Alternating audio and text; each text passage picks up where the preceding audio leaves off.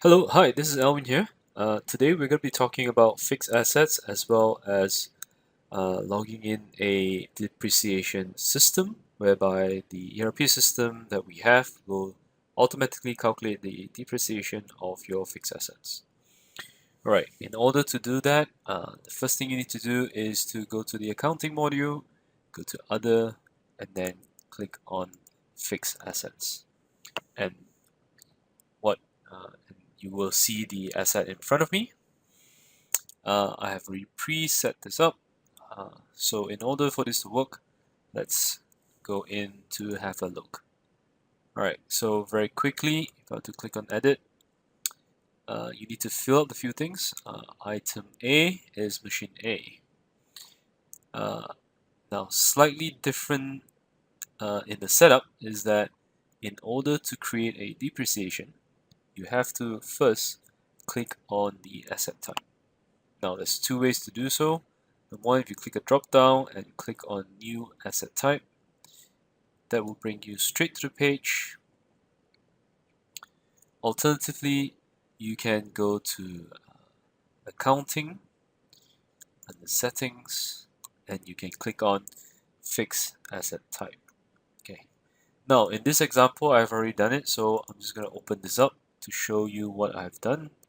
For this example, I've called it a 10-year asset. Sometimes you can call it a motor vehicle, you can call it computers, call it whatever you want. Just pick on something that is suitable, right? Now, the next thing is that you need to pick on the fixed asset account. Depreciation is on a 10% rate. I'm going to use a straight line method. There's two options. You can either use a straight line method or a declining balance. I'm just going to use a straight line method. You then have to pick the cumulative depreciation account that's in your balance sheet, and then a depreciation expense account, which is in your P&L, right? And give it a description, save. So I now have that.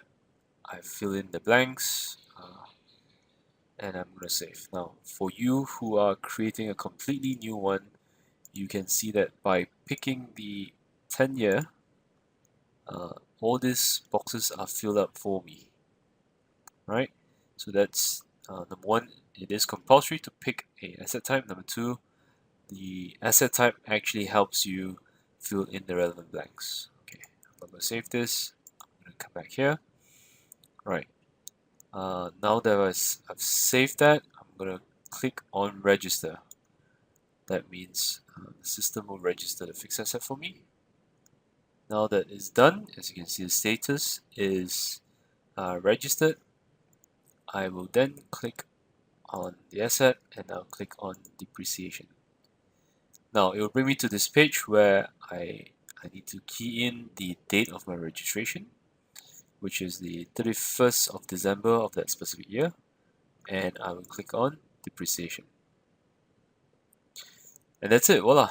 So that the depreciation is now done for you. As you can see, the book value is now different. So what is different now? If you go into the fixed asset and all you have to do is to scroll down, you could see that the calculation has been done for you. Now remember, this is based on a declining balance method.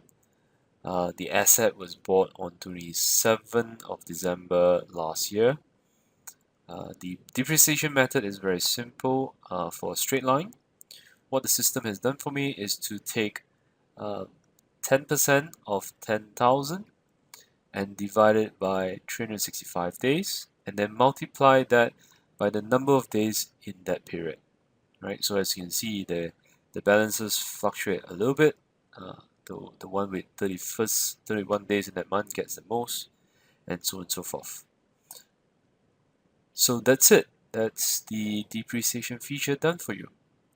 Right. So thank you very much and hope you enjoy the session.